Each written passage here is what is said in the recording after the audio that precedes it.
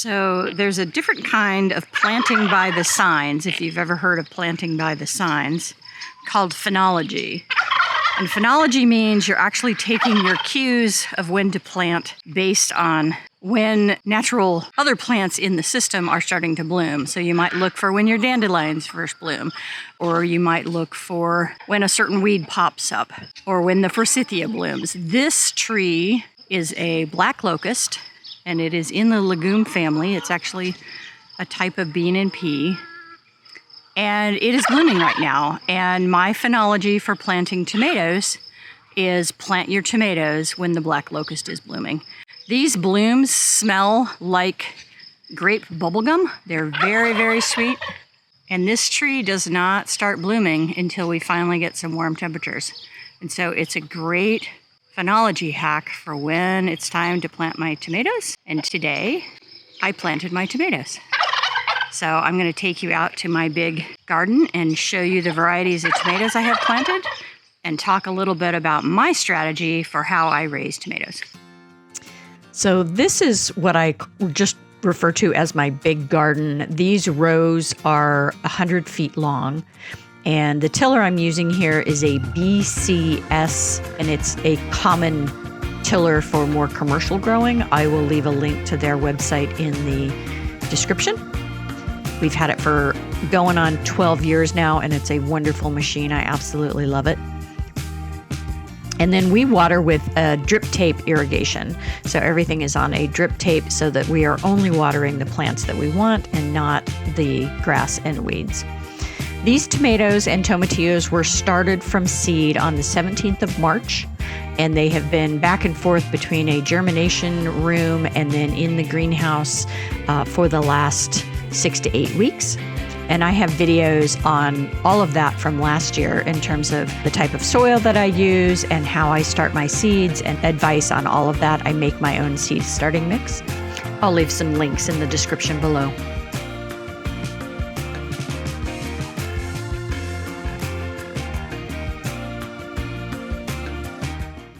So we are out here in the tomato row. This is the row that had beans in it last year.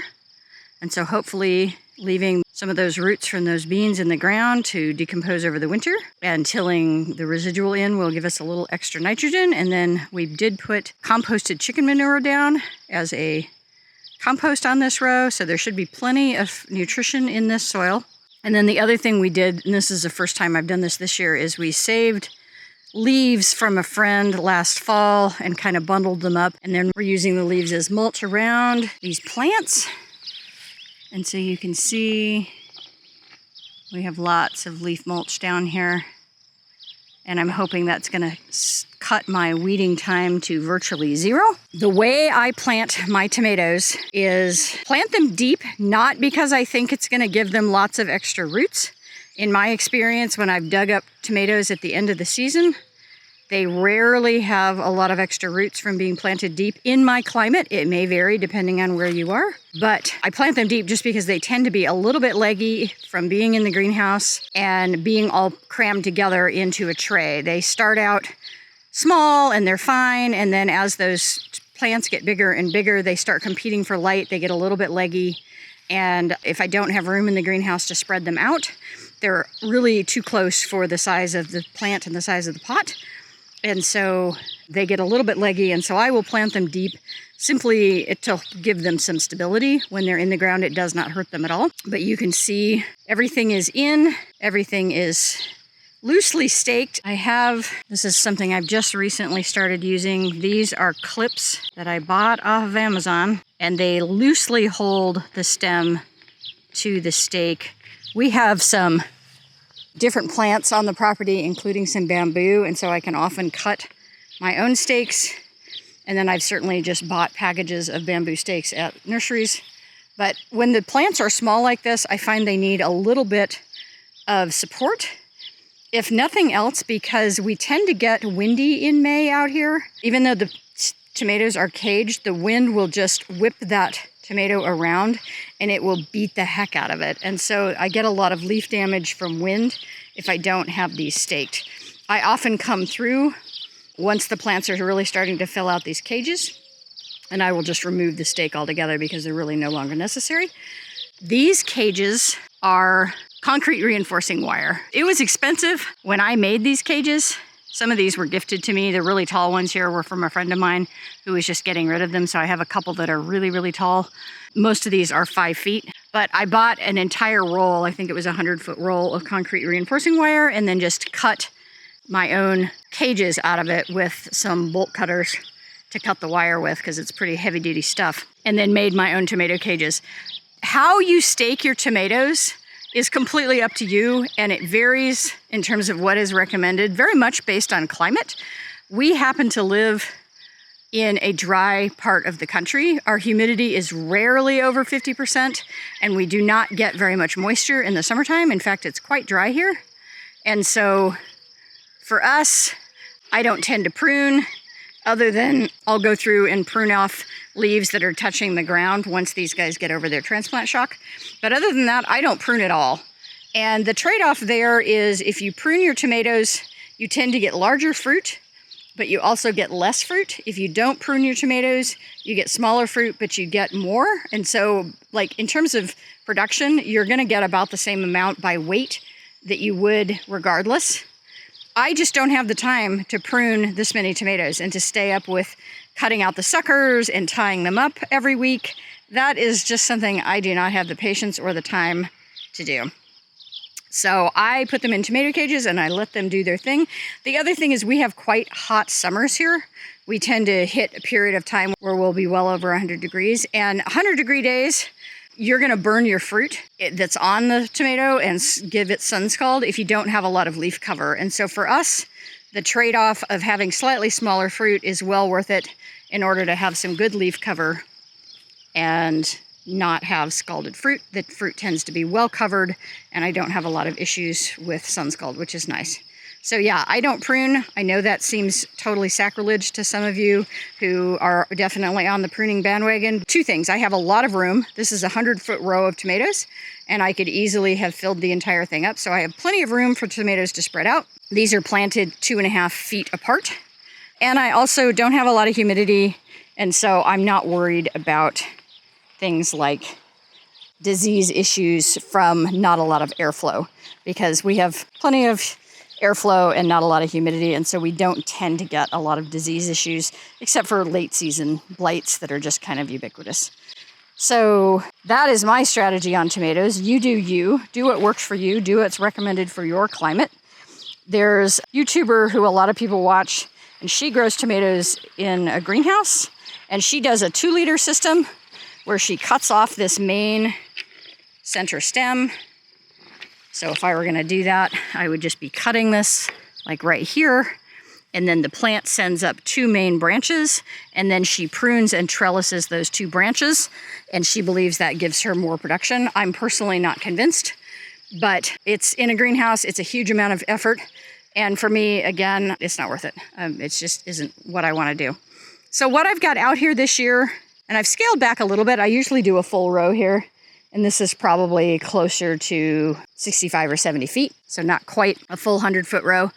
I've got some new paste tomatoes that I'm trialing this year, and those include, this one actually is just a Cherokee Purple that I missed. So Cherokee Purple down here on the end, beautiful, really delicious purple tomato, great flavor.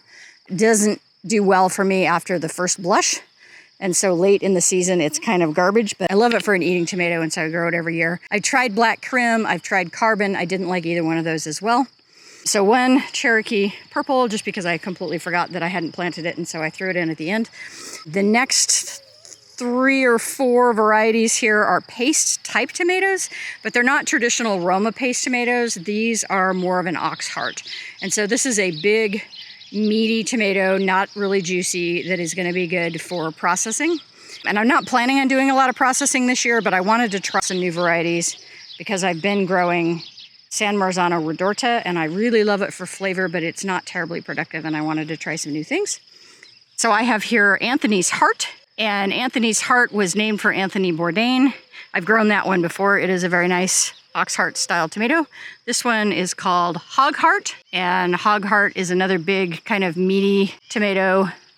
Blue Beach, another Hog Heart style tomato. By the way, these tags, I can't remember where we got them. They were surplus from something. And I write on them with a garden pen so that this doesn't fade. I find having a tag up high is really handy in the summer when I want to know what a variety is, and the bottom of the plant where the tag is buried in foliage. This is Diana, and I got this at a seed swap, and I'm really excited about this. This was a variety that was brought over by some people that were vacationing in Italy. They went to a farmer's market, they bought some tomatoes, they made a pasta sauce with it. It was absolutely incredible. And they went through the compost bucket in the apartment that they were renting and took out the seeds and dried them and brought them back to the United States, which I just love that story. It's like, whoa, we got to save these seeds. And they were farmers. And so they grew it out in the Willamette Valley in Oregon for many years.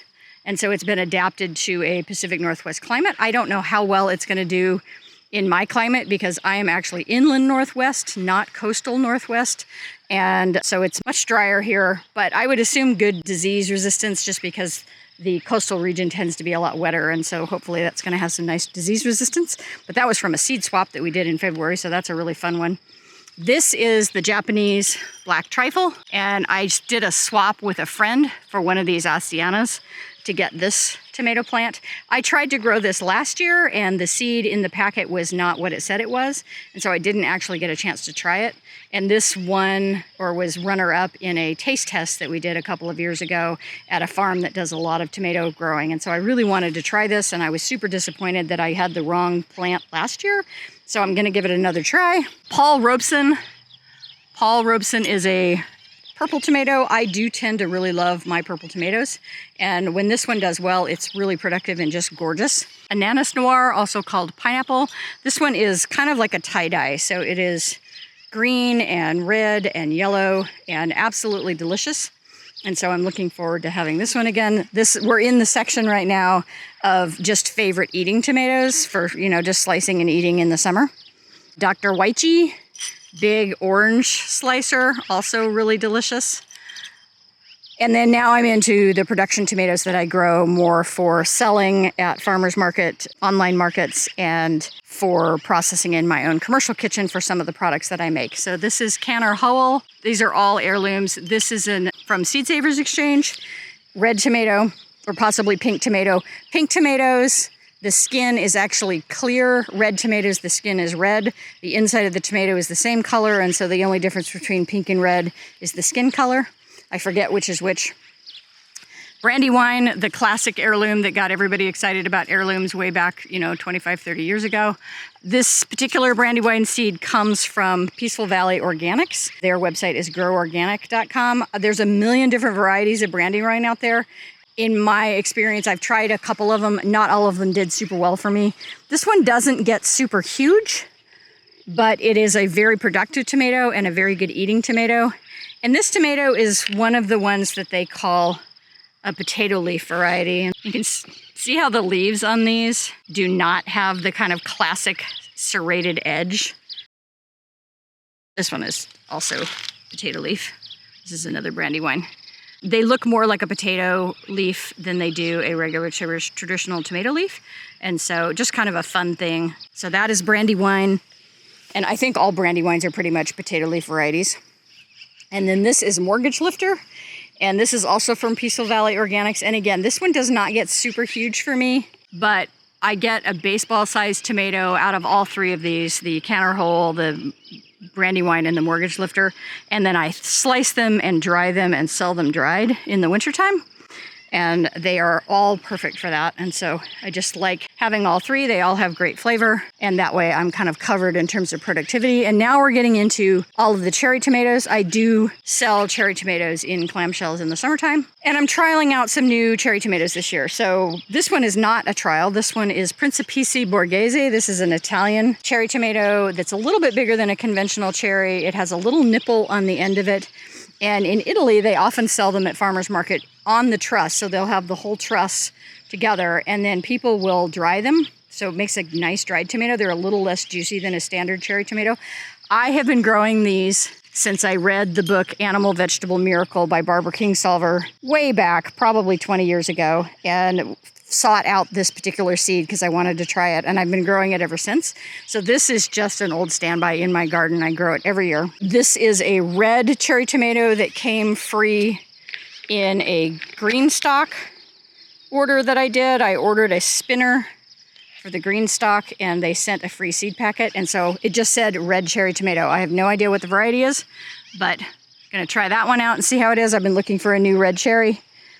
This one is Peacevine cherry, and I believe this is similar to Sweet 100 or Sweet Million, but maybe a little less prone to cracking. We'll see. Harvest Luck, also a red tomato. So I'm trialing 3 new red cherries. I trialed a bunch of new red cherries last year. None of them really wowed me enough to where I was like, this is the one. So I'm doing some new ones again this year. Black cherry, I grow this every year. This seed is also from Peaceful Valley, and just a beautiful dark purple cherry tomato. And then these last 2, I'm trialing a new orange tomato as well. This is called Santium Sunrise, supposed to be very similar to Sun Gold, but again, less splitting. Always an issue if you're actually selling cherry tomatoes, because when they split, they tend to sometimes split in the clamshell once you've already got them packaged, and then they're a sticky mess and they tend to rot quickly for the customer. And so I'm always looking for tomatoes that don't split but also have really good flavor, which is a little bit of a holy grail. So I have a total of 2, 4, 6, 7, 8, 9 cherry tomatoes, 6 of the baseball-sized slicers, 4 of the hog heart paste tomatoes, and then the rest are just good slicing heirlooms for our own personal enjoyment. I'm going to try to resist putting up a lot of tomato products this year. I have so much. My goal this year was to scale back and eat down our pantry because I have way too much stuff in our pantry and it's getting kind of ridiculous. These last 5 here are tomatillos. You need to have at least 2 tomatillos planted in order for them to make fruit. They do need a pollinator, which is interesting in the nightshade family. And I've mentioned this in previous videos, but this terrible looking leaf that you see here, this is edema. And so this is too much differentiation between daytime and nighttime temperatures in the greenhouse. The plant sucks up a huge amount of water and then it just explodes the cells in the leaf. And so you get this horrible looking damage that looks like some kind of a disease, but is actually just edema. And once these guys start actively growing, they'll lose those damaged leaves and they're gonna come out of this and be perfectly fine. So I have 5 tomatillos in here. I intended to plant 4, and then what happened is, because I was selling seed starts, I had one customer order 3, and so I had one odd man out, and I didn't want to sell somebody just 1 tomatillo, because for years I tried to grow tomatillos when I was in Colorado and could never get them to produce, and it was because I didn't know that I needed to. And I didn't have a lot of room in that garden, and so it was just kind of funny. So I ended up planting 5 instead of 4. But those are the tomatoes this year. I've got a T-post on both ends of this, and I have shade cloth. You can see it over there in my shed. That's a 100-foot chunk of 30% shade cloth.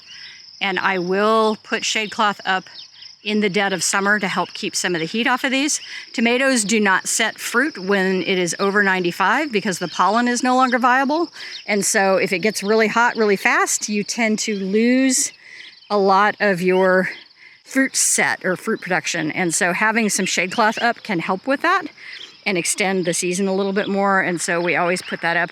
The other thing is, this is the sunflower row, and when those sunflowers get really, really tall, they will actually also provide some shade. This direction is south, and so this is south facing, so we'll get a little bit of shade from the sunflowers as well, just from their height as they get a little bigger.